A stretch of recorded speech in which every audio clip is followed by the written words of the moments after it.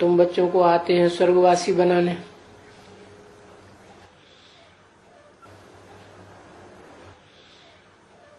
बाकी राम तो फेल हो गया, बताते हैं।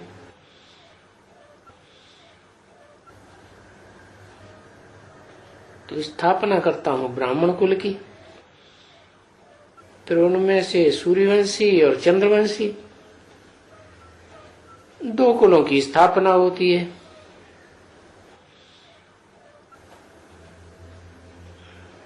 दोनों की लड़ाई शास्त्रों में प्रसिद्ध है, चंद्रवंशियों सूर्यवंशियों की। अब ये तो युद्ध का मैदान है ना, रामचंद्र पूरा युद्ध में जीत नहीं पाते हैं। ये तो युद्ध है ना, तुम क्षत्रिय हो ना।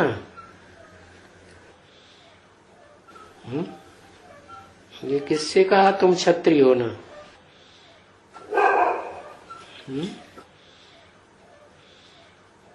तुम बच्चे क्षत्रिय हो वास्तव में, माना? जो सन्मुख बैठ के सुनते हैं वो वास्तव में क्षत्रिय है।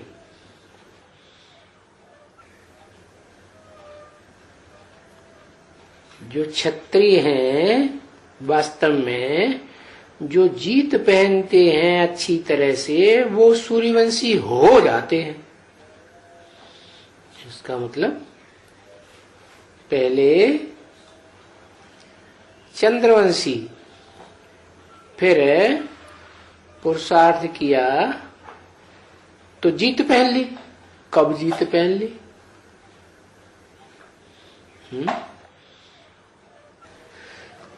जीत कब पहनी?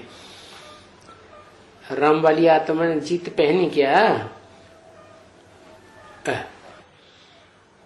पहनी नहीं। हाँ, 76 में जीत पहनी ना, जरूर उससे पहले युद्ध चला होगा। मानसी षष्ठी है तो मानसिक संकल्पों का युद्ध चला होगा। तो फिर जीत पहनते हैं, अच्छी तरह से जीत पहनते हैं तो वो सूर्यवंशी हो जाते हैं। कौन से वंश से सूर्यवंशी हो जाते हैं? ब्राह्मण वंश से चंद्रवंशी बने। कब बने? राम कब फेल हो गया? कहते हैं यज्ञ के आदि में राम वाली आत्मा फेल हो गई तो चंद्रवंशी बन गई। फिर चंद्रवंशी बन गए तो चंद्रमा के यहां पैदा होना पड़े है। चंद्रमा कौन? कहते हैं कि चंद्रमा 15 दिन अंधेरे में रहता है और 15 दिन उजाले में रहता है, तो कृष्ण पक्ष और शुक्ल पक्ष कहा जाता है।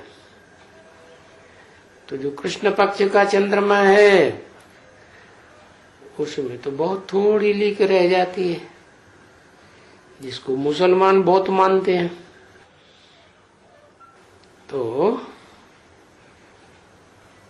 वो ज्ञान चंद्रमा ब्रह्मा भी फेल होके आया है या पास होके आया? क्या कहेंगे? पास होके आया, फेल होके आया। क्यों? प्रूफ क्या है? भाग्य। भाग्य इसलिए प्रूफ बन गया। सिंध हैदराबाद से सत्संग छोड़ के जब बवंडर मचा धोबी घाट का, तो छोड़ के भाग गया। सबसे पहले धोखा दे दिया तो फेल हो गया वो भी। तो चंद्रमा की थोड़ी सी लीक बचती है।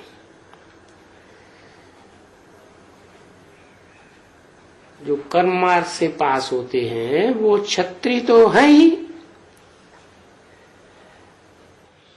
तो इसका मतलब ये हुआ राम भी क्षत्रिय बन गया और कृष्ण वाली आत्मा भी क्षत्रिय बन गई। तो फिर उन राम को, रामचंद्र को दे दिया है बाण। बाण माने बाण तो नुकीला होता है, जिसको लगेगा उसको घाव करेगा, दुख होगा। तो वो बाण तो हिंसक चीज है ना बच्ची।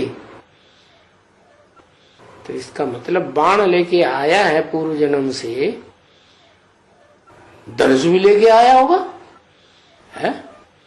पुरुषार्थ रूपी धनुष लेके आया, ज्ञान के बाण लेके आया, अब बुद्धि रूपी तरकस लेके आया, जिसे बुद्धि रूपी तरकस में बाण भरे रहते हैं। वो तरकस देखने में तो आता नहीं, इसलिए पीठ के पीछे दिखाते हैं। उसमें से बाण निकालता रहता है और फटाफट मारता रहता है। किनको? असुरों को। तो बच्ची हिंसा तो त्रेता में तो होती नहीं, तो कहाँ की बात है? संगम युग की बात है कि संगम युग में राम वाली आत्मा जब जीत पहनती है सन 76 में, तो फिर इन असुरों को ज्ञान के बाण ताड़ ताड़ मारती रहती है। बाकी त्रेता में कोई हिंसा नहीं है। तो गाते हैं राम राजा राम प्रजा राम साहूकार है, जिये नगरी बसे दाता धर्म का उपकार है। त्रेता में तो ये गायन है। और राम राज्य के लिए कितना बखान करते हैं। शास्त्रों में भी राम राज्य के लिए ही लिखते हैं कि राम राज्य में शेर और बकरी एक घाट पानी पीते थे। क्या अब ये जानवर शेर बकरी की बात है या ह्यूमन शेर बकरियों की बात है? ह्यूमन की बात है। कोई शेर जैसा ज्ञान की दहाड़ मारने वाला, सारा जंगल थरथराई जाता है। तो ये दुनिया भी एक तरह का क्या है? जंगल है कांटों का। इसमें ये 3 शेर दिखाए जाते हैं time to time, Brahma Vishnu और शंकर। इनको कहा जाता है ब्रह्मा देव विष्णु देव और शंकर महादेव। माने ब्रह्मा और विष्णु से भी बड़ा हो गया महादेव। तो कैसा शेर होगा? शेर तो 2 तरह के होते हैं। एक तो होता है बबर शेर, देखने में छोटा होता है लेकिन उसका सर बहुत बड़ा होता है। और दूसरा होता है टाइगर। तो शक्ति किस में ज्यादा होती है? कहते हैं कि जो बड़ा मुंह वाला होता है ना, लाइन जिसे कहते हैं अंग्रेजी में, सिंह हिंदी में, वो बड़े मोहड़े वाला होता है।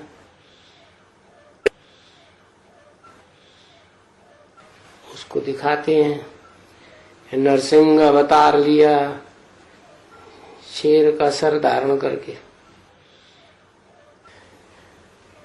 लेकिन बुद्धि नहीं होती है।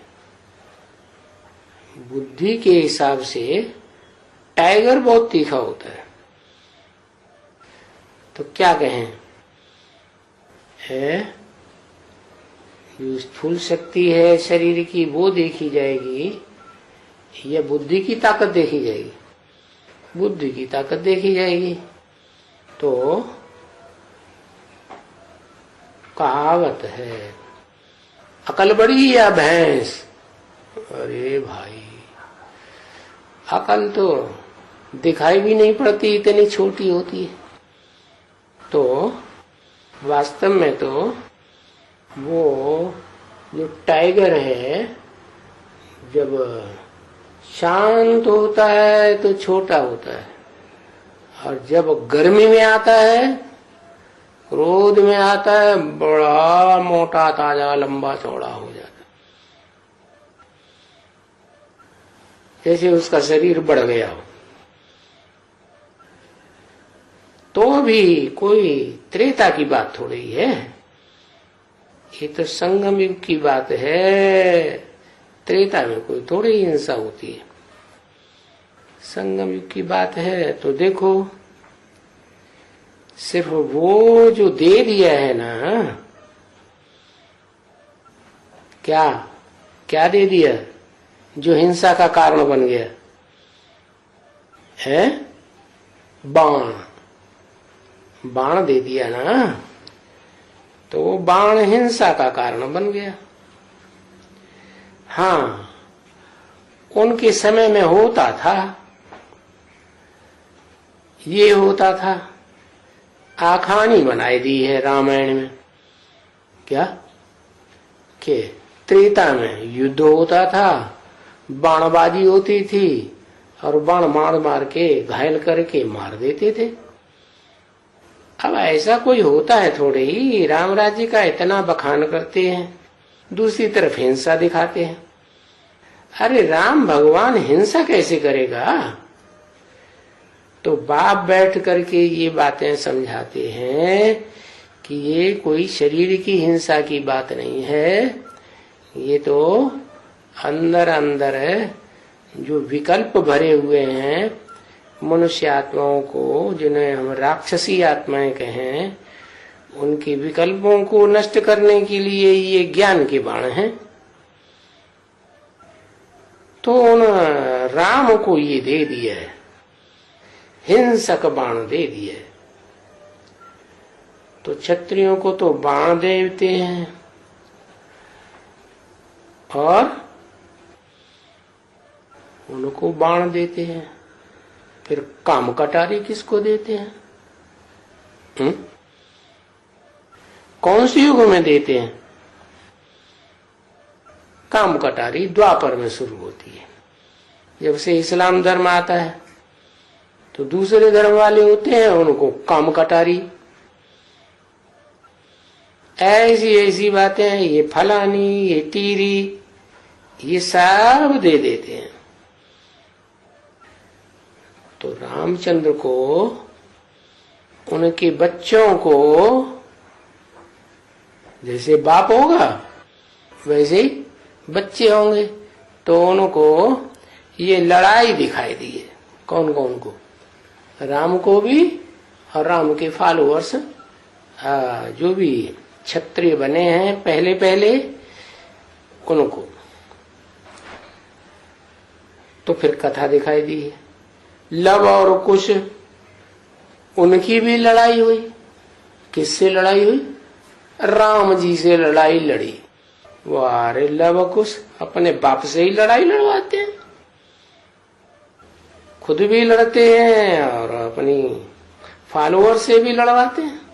क्या क्या दिखाई दिया है। फिर दिखाते हैं कि वो लव और कुश किसके आश्रम में पले? जिसके आश्रम में पले उस ऋषि के कुल के पैदा, उसके कुल में जाके पैदा हुए। अरे भाई, वाल्मीकि के कुल में जाके पैदा हुए। अरे ये लड़ाई की है ना लव और कुश ने। और क्या क्या किया?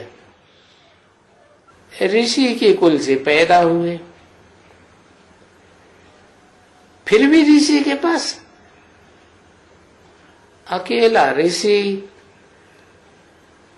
तो क्या क्या दिखाते हैं कि दब से पैदा हुआ, कुशा घास से पैदा हुआ।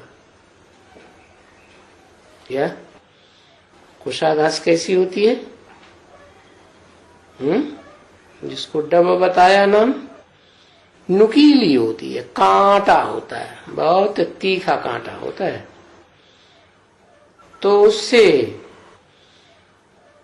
कहते हैं कि कुशा घास से पैदा हुआ। तो बातें ऐसी ऐसी करते हैं शास्त्रों में। अरे कोई सेंसिबल मनुष्य हो तो उन शास्त्रकारों को बोले, अरे ये क्या सभी लिख दिया है, क्या कहते हो?